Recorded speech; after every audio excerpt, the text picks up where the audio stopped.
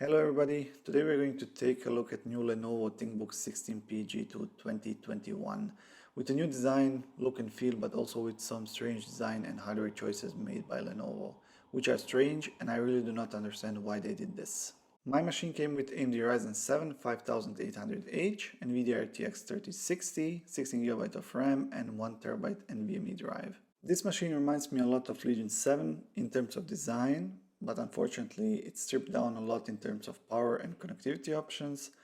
Build quality is not the same and quality control could be much better on Lenovo's side. On the left side we have some air vents, microphone audio combo jack and also card reader. And as you can see, the build quality is not the best one.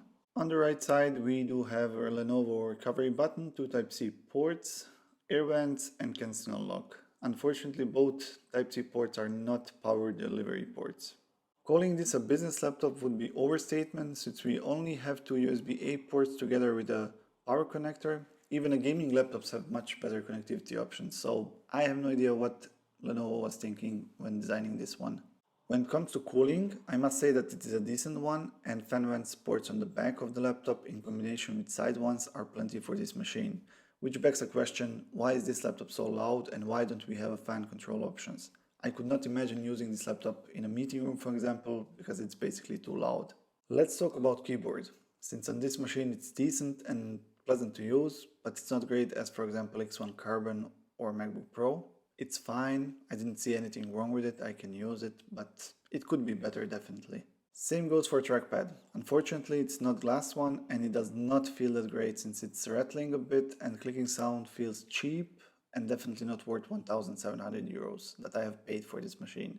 Maybe if this machine was 1,000 euros I could tolerate it, but not at this price point. On the front side of the display lid there is a lip with ThinkBook engravings and it does help a lot with opening this laptop. One-hand opening is possible, but that is expected since it is a 16-inch laptop. On the right side we do have engraved Lenovo logo, which is a bit unnecessary and without it laptop would look much more clean and professional. And finally a laptop with a decent Full HD web camera with physical privacy shutter which can be activated or deactivated by sliding the cover left or right. Power button on this machine is also a fingerprint reader. It works perfectly without any delays and misreadings. Also, as soon as power button is pressed, it will read and store your data, so you don't need to log in again when Windows is finally on. Here we can see a fingerprint reader in action and also startup time of this machine. Also, let's not forget about screen, since this is a main selling point of this laptop. Almost bezel-less 16-inch 2.5K resolution in 60x10 format and also with 400 nits of brightness. I mean, it's really nice and this is something that should become a new standard definitely. Backlight bleeding is not something that you will notice, but if you search for it and look for it, you will definitely see it, as with basically any laptop. And this here, as you can see on the top left and right side, you can see it, but it's not something that you will notice when you are using this laptop. Looking from the bottom side, we can see that we have downfiring speakers. They're decent, they're working fine, and there's basically nothing to complain. Rubber standoffs are pretty high for this laptop and they're providing plenty of air underneath for this big opening for air vents. To open this laptop I will be using iFixit kit because it does have everything what I need to open anything basically. We will need to remove screws on the sides, as you can see.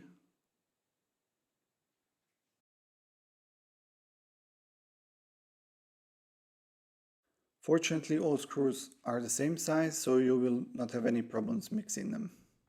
You will definitely need small plastic pry tool, like this one that I have. You will need to go around the edges and unclip all small plastic clips.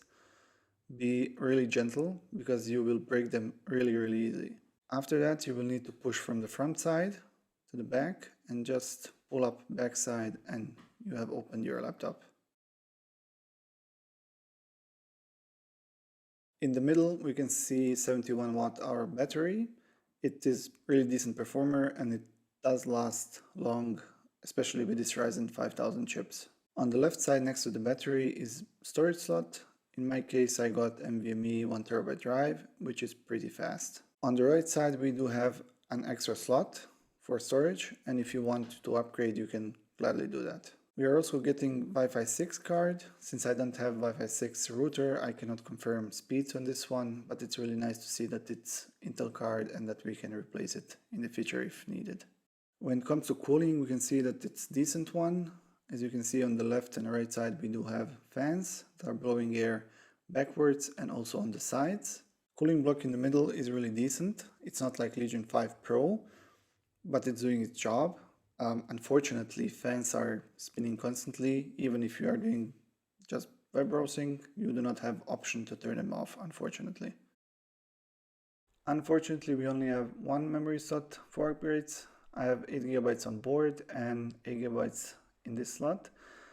Like with other Legion laptops, we only have single rank memory. It's not bad one like Jared, for example, reported, but it's somewhere in between. It's working fine, but it could be much better if Lenovo was putting dual rank memories. Now I'm going to show you some charts. It's basically a sum of tests that I did on this laptop. You can feel free to stop and take a closer look. And then after that, we're going to take a look at gaming and how this laptop performs.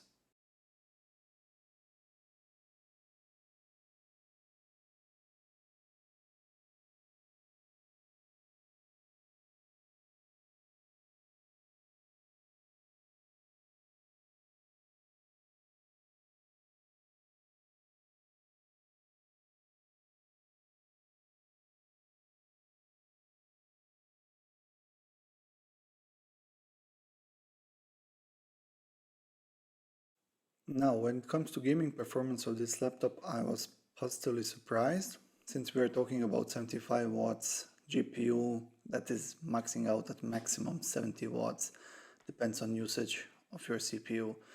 So looking at this chart, you can see that every game is basically playable without any problems on high settings. I tested all of them on high settings except GTA 5. That one was on ultra. So you can see that everything that you throw at it, it will work fine. Only strange thing that I noticed is that Lenovo is cutting power from this GPU, even from those 75 watts. I have no bloody idea why they did this, because we have 230 watts power supply, which is really plenty for this laptop and this configuration. But yet, again, they're cutting it back and basically cutting performance on this laptop even more. At the end of the day, it's really hard to recommend this laptop because it's not a gaming laptop, it's not a business laptop, it's something in between, and at this price point, it's just too much. If I missed something, guys, just let me know down below in comment section, and thank you for your time and watching. Bye.